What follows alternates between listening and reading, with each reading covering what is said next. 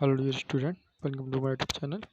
आज हम लोग क्लास 9 इंग्लिश का चैप्टर नंबर 4 जिसका नाम है ट्रूली माइंड ब्यूटीफुल, इसका पूर्ण हिंदी एक्सप्लेनेशन देखते हैं। ठीक है, इसका पूरा हिंदी एक्सप्लेनेशन मैं आपको एक शॉर्ट फॉर्म में बता देता हूँ।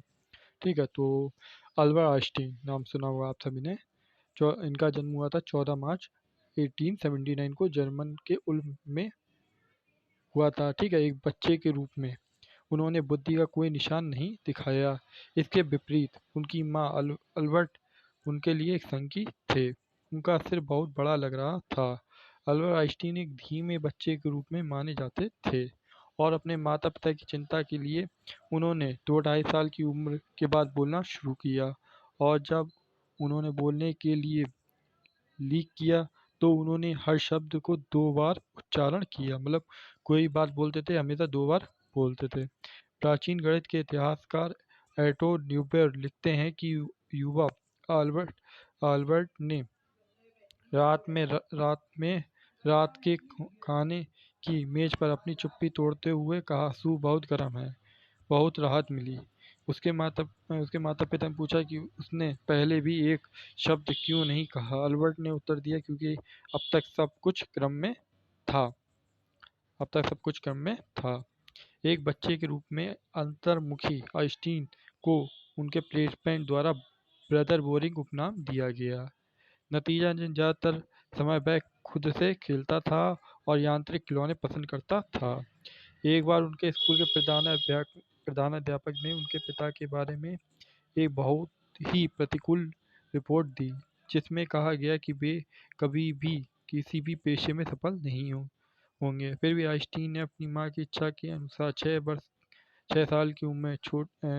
साल की छोटी उम्र में वायलिन बजाना शुरू कर दिया। आइंस्टीन एक प्रतिभाशाली शौकीन वायलिन वादक थे और उन्होंने जीवन भर इस कौशल को बनाए रखा। हाई स्कूल में म्यूरिक में आइंस्टीन एक अच्छे छात्र साबित हुए और अच्छे अंक हासिल किए। हालांकि वह अपनी स्वतंत्रता से प्यार करता था और अपने स्कूल में प्लेट अनुशासन और रेजिग्नेशन के कारण घुटन महसूस करता था। वास्तव में वह अक्सर अपने शिक्षकों से भिड़ जाता था। इस प्रकार उन्होंने म्यूनिख में स्कूल छोड़ दिया और उदार वातावरण में अपनी पढ़ाई को जारी रखने के लिए जर्मन भाषी स्विट्जरलैंड में स्थानांतरित हो गए। ठीक है, मतलब चले गए। आइंस्टीन गणित में असाधारण रूप से बुद्धिमान थे और भौतिक में भी उनकी गहरी रुचि थी। स्कूल खत्म करने के बाद वह ज्यूरिख में विश्वविद्यालय में शामिल हो गए, क्योंकि वहाँ का माहौल नए विचारों और अवधारणाओं के लिए अधिक उदार और उत्तरदायी था।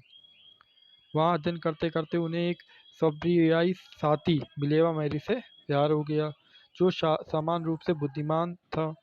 आइंस्टीन ने 1903 में मिलेवा से शादी की और उनके 2 बेटे थे। ठीक है, हालांकि शादी लंबे समय तक नहीं चली। 1919 में तलाक के बाद उन्होंने अपने चचेरे भाई एल्सा से शादी कर ली। किसने? जो आइंस्टीन की बीवी थी उनने।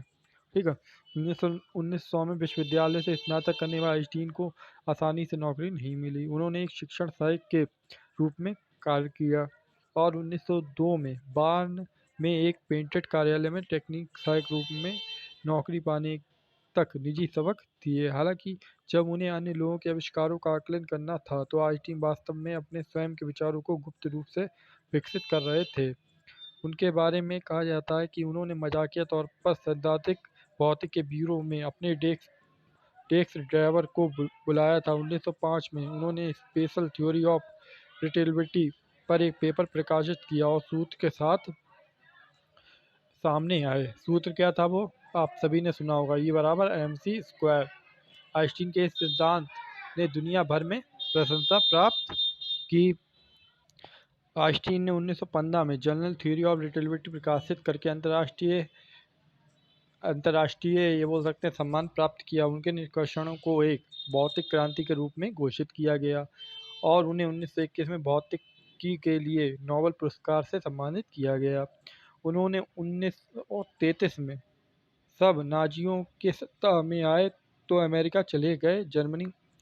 जर्मनी 5 साल बाद बर्लिन में अमेरिकी भौतिकविदों ने परमाणु विखंडन की खोज से परेशान हो गए। उन्हें डर था कि क्या यह खोज नाजियों को परमाणु बम बनाने में सक्षम बना सकती है। आइंस्टीन ने अमेरिकी राष्ट्रपति फ्रैंकलिन डी रूजवेल्ट को एक पत्र लिखा जिसमें परमाणु बम के विनाश के कारण बन सकता है। ठीक है, परमाणु बम एक विनाश का कारण बन सकता है। उनके पत्र को राष्ट्रपति ने बहुत गंभीरता से लिया और अमेरिकियों ने गुप्त रूप से अपना परमाणु बम तैयार किया, जिसे उन्होंने 1945 में हिरोशिमा और नागासाकी पर गिरा दिया नागासाकी को गिरा दिया। यह अमानवीय कृत्य से आइंस्टीन बुरी तरह हिल गए।